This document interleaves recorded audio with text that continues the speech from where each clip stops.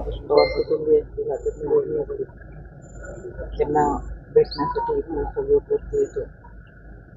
10 दिवस होत आले पण अजूनही कोणाचा विश्वास बसत नाही की आता आपल्यामध्ये नाही आहेत. या सगळ्या कामाच्या माध्यमातून खऱ्या अर्थानं दादांनी ज्या वास्तू उभ्या केल्या, जे काम केले, जे विकास कामं केली, या सगळ्यातून दादा दररोज सोबत असणार आहेत.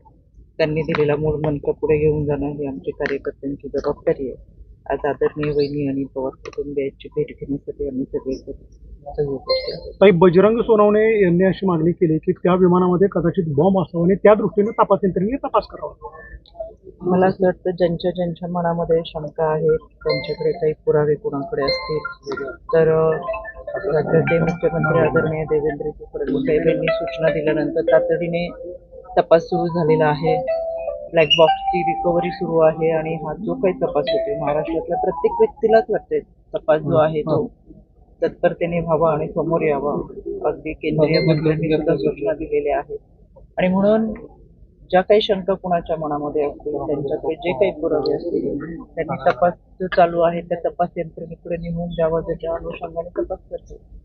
विलिनीकरणाचा विषय सुरू झालेला आहे. काय वाटतं नेमकं दोन्ही राष्ट्रवादीच्या विलिनीकरणासंदर्भात? त्याच्यामध्ये यापूर्वी मी वक्तव्य केलं, आत्ताही आपल्या सगळ्यांना परत एकदा सांगते. विलिनीकरणाच्या संदर्भामध्ये ज्या काही चर्चा झाल्या त्या आमच्यापर्यंत कधी आल्या नव्हत्या, पण पक्षश्रेष्ठी म्हणून किंवा आदरणीय दादांनी ज्या काही चर्चा केली असतील तर त्या ओघाने आपल्या सगळ्यांच्या समोर येतो. 2022 साली शरद पवारांनी एनडीएमध्ये येण्यासाठी प्रयत्न केले होते, संजय शिरसाट म्हणतात. मला असं वाटतं संजय शिरसाट बोलले असतील तर अधिकची माहिती त्यांच्याकडूनच आपल्याला मिळेल. सुनेत्रा वहिनींकडेच पक्षाची पुत्र राहावी यासाठी काही आमदारांनी ज्या दिवशी विधिमंडळ गटनेतेपदी निवड झाली वहिनींची त्या दिवशी काही आमदारांच्या सह्या झालेल्या आहेत आणि त्यांच्याकडे नेतृत्व असो अशा पद्धतीच्या आमदारांची यामध्ये राष्ट्रीय कार्याध्यक्ष म्हणून आदरणीय प्रफुल्लभाई पटेल यांनी यापूर्वी वक्तव्य केलं आणि अतिशय स्पष्टपणे खुलासा करत सांगितलं की राष्ट्रीय कार्याध्यक्ष म्हणून त्यांची जी जबाबदारी होती ती जबाबदारी त्यांनी पार पाडली आणि यामध्ये या सगळ्या अध्यक्षपदाच्या चर्चेत ते कुठेही स्वतः नाही आहेत. पण जी प्रक्रिया पूर्ण करायची तर आता पक्षातले एक ज्येष्ठत्व आणि एक जबाबदारी व्यक्ती म्हणून ते पूर्ण करतात आहेत.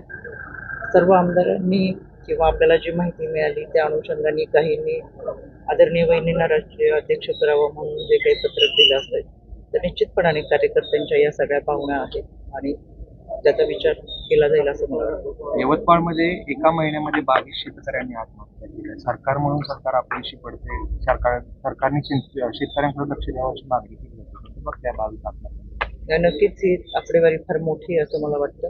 त्याच्यामुळे हा महाराष्ट्र आहे तो काळ्या आईची सेवा करणाऱ्या कृषीप्रधान शेतकऱ्यांचाच आहे. त्याच्यामुळे त्यांचा विचार प्राधान्याने झाला पाहिजे. आत्महत्या करण्यामागची कारणं काय आहेत त्याची कारणे ही समोर आली पाहिजे आणि तत्परतेने मदत करत खऱ्या अर्थानं पुन्हा आत्महत्या होऊ नये याच्यासाठीचा प्रयत्न हा सरकारच्या माध्यमातून तत्परतेने. बेपत्ता झालेल्या मुलींच्या बाबत आपण एक ठराव आहे, एक महत्वाची भूमिका बजावलेली आहे. बेपत्ता होत असलेल्या मुलींच्या संदर्भात त्याचं धोरण काय असणार? यामध्ये ह्युमन ट्रॅफिकिंग आणि त्याचबरोबर बेपत्ता होत असताना ते मिसिंग केसेस आहेत का ह्युमन ट्रॅफिकिंगच्या केसेस, अशा दोन्ही पातळीवरती आमची सातत्याने युद्ध पातळीवरती प्रभावीपणे आम्ही गेल्या 4 वर्षामध्ये आयोगाच्या माध्यमातून उपक्रम राबवलेले. तो आपल्यालाही कल्पना आहे. गेल्या वर्षी आम्ही अनेक अख्खा देशामध्ये असलेल्या मुलींना परत एकदा भारतात घेऊन आलो, महाराष्ट्रात घेऊन आलो आणि या मिसिंग केसेसच्या संदर्भात मिसिंग सेल हा स्वतंत्रपणे कार्यरत आहे. त्याचबरोबर मुंबईमध्ये हरवलेल्या व्यक्तींचा विभाग हा स्वतंत्र विभाग काम करत असतो. दर महिन्याला आम्ही त्यांच्याकडून आढावा घेत असतो. त्याच्यामुळे 18 वर्षापर्यंत खरं तर नोकरीच्या आमिषाने प्रेमाच्या जाळ्यात अडकून बाहेर किंवा एखाद्या व्यक्तीबरोबर जाणाऱ्या मुलींची संख्या जशी आहे तशीच महिलांची संख्या नोकरीच्या आमिषाने देखील मोठ्या प्रमाणात आहे. पण या सगळ्यांचं प्रबोधन करत असताना निश्चितपणाने आयोग म्हणून आम्ही या सगळ्यांवरती लक्ष ठेवून आहे आणि पूर्वीच्या प्रमाणापेक्षा आत्ताचं हे प्रमाण फार कमी झालेलं आहे.